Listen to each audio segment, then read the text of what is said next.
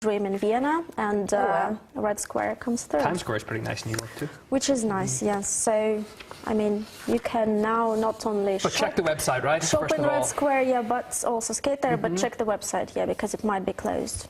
Moving on to an art exhibition, and the Eastern European Antiquarian House has put on display old master paintings, and that's at the Muraviev Apostol city estate.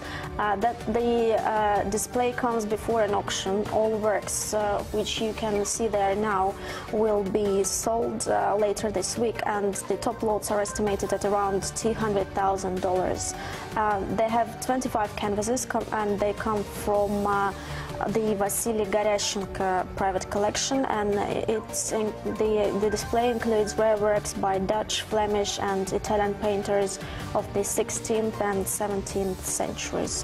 Basically, Old Master is a European painter or a painting by that painter, and it's basically it's not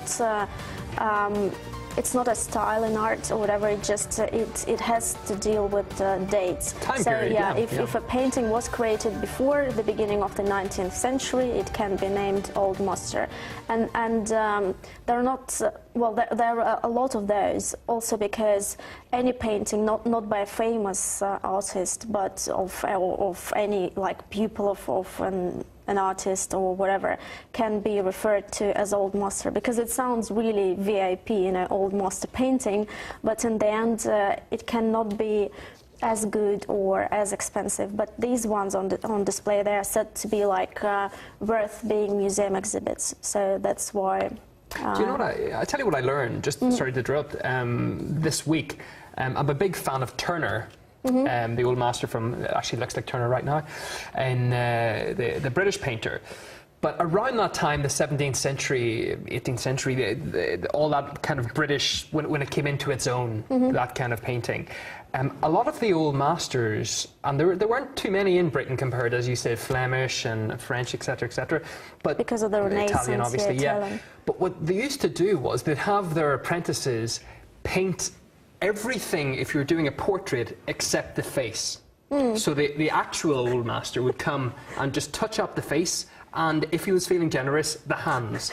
But everything else, the fruit bowl, the body, was done by the apprentice. That's what I'd like to do. Particularly in Britain. Not Come so in much here, say hello, say goodbye, and someone else do all the middle bits. Do the voice work and all that. That would Spot the diva.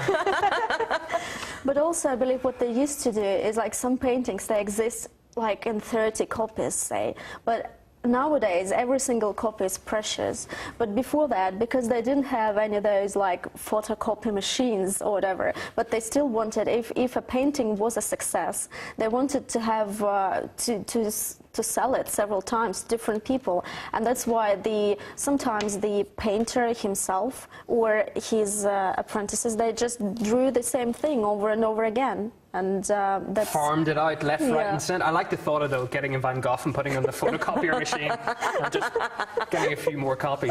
Excellent. Yeah, well, they can do it now with all those like 3D printing techniques or whatever. Indeed, that's happening. By the way, these paintings you were talking about, they're actually up for sale. Yeah. Wow. So they are.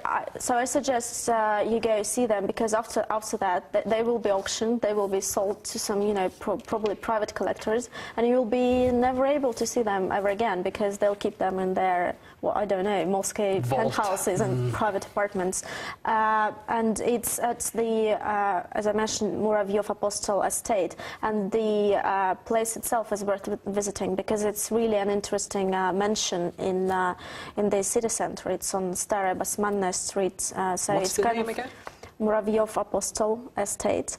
It's Muraviev Apostol. It's the family of they're related to those historical events in Russia. I think it was in the beginning of the 19th century.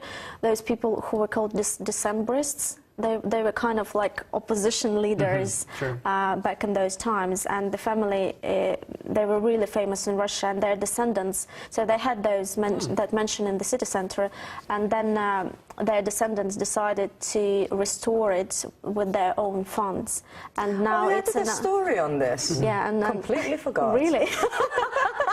Yeah, so and now it's an architectural kind of monument in the city centre as well. So I'll go there, and for some, for those who are interested in architecture or in art, old masters, it's all there. But I think it will end tomorrow, so you don't have a lot of time. If you're interested, you should hurry up.